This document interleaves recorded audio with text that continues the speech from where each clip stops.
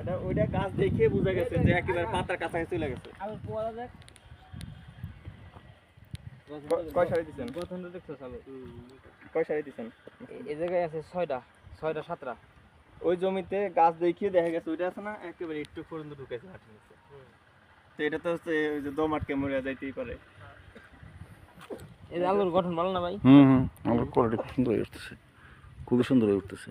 আলু উঠতেছে সবই কালকের মধ্যে সব না 80% উঠে যাবো। এই দেখেন কালকের মধ্যে 80% চোখে পড়বো দেখবা।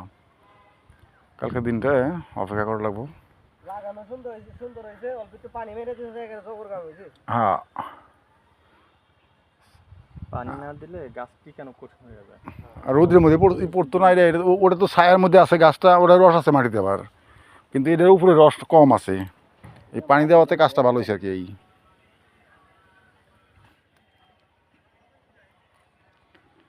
পেঁপের সাথে আলু দিচ্ছেন না?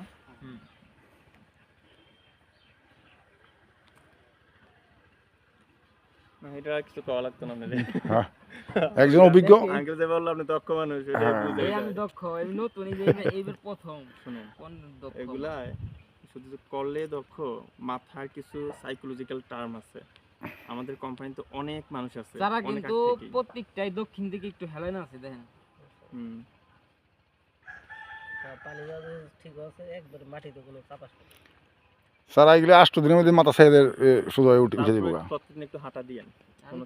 প্রতিদিন একবার না 10 বার আই 5 বার আইলাম। কোনো দিক দিয়ে কোনো সমস্যা হচ্ছে কিনা বা হচ্ছে পাতায় কোনো সাদা মাছি লাগতেছে কিনা বা কোনো অসুস্থতা দেখা যাচ্ছে কিনা এটা একটু খেয়াল। এখন এটা স্প্রে করুন কবে? স্প্রে সম্ভবত 5 দিন না 4 দিন পর স্প্রে আছে না প্রথম স্প্রেটা। ওই যে স্প্রে আছে কাগজ আছে বা হচ্ছে পিডিএফ নিয়ে নেবেন আমার থেকে। আর এই জায়গা ক্ষেতের গাছ দেখ, ক্ষেতে গাছ নাই, এটা কিচ্ছু করা লাগবো না। কিচ্ছু না কই গাছ না গাছ দেখে আমি তো ওষুধ দেই নাই, কাট মারার ওষুধ কিচ্ছু দেই কোনো গাছ লাগবো না। এটা আলু কি এগুলা ওই যে ছোট আলু না বড় আলু? এক আলু দুই কি করেছি না একটি আছে ছোট। এটা হলো আমাদের রিপন সাহেবের জমি। রিপন সাহেব এটা নতুন কৃষক হিসেবে আসছে, খুবই সুন্দর করতেছে রেজাল্ট। এখানে মূলাও ছিল, সে 1.5 লাখ টাকার মূলা বেচে ফেলছে এখান থেকে। আবার আলু আর হলো পেঁপে লাগাইছে। এই পেঁপের চারাগুলি এরকম লাগাইছে সুন্দর করে। লাগানোটাও সুন্দর হয়েছে। চারা যদি ছোটো মনে হয় দেখতে সব কষ্ট হবে হয়তো, কিন্তু চারাগুলি খুব সুন্দর মতো করছে। নির্ধারিত দূরত্ব দিয়ে চারাগুলি করছে। খুব সুন্দর। আলুটাও জ্বালিয়ে উঠতেছে। দৃশ্যমান একজন খামারি হিসেবে পছন্দ হয়, যে মনে হয় যে না খামারটা সে যত্নের সাথেই করছে।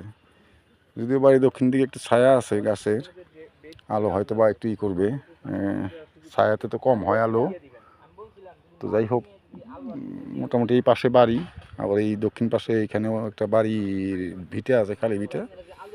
এই কারণে একটু ছায়া পড়বে এই দক্ষিণ পাশটায়। তাছাড়া আর সবই মোটামুটি সুন্দর। জমিটাও স্কোয়ার আছে, সুন্দর আছে, সমতল, হালকা ঢালু, পানি দেওয়ার জন্যও খুব উপযোগী। অত্যন্ত সুন্দর একটা পরিবেশ এবং সুন্দর যত্নের সাথেই করছে। সেই জন্য রিপনকে বিশেষভাবে ধন্যবাদ যে সে অ্যাগ্রোওয়ানের এই প্রকল্পটা হাতে নিয়ে যত্নের সাথে করতেছেন এবং অ্যাগ্রোওয়ানের ফর্মুলা অনুপাতেই নিয়ম নীতি মাইনাই করতেছেন। এই জন্য তাকে ধন্যবাদ।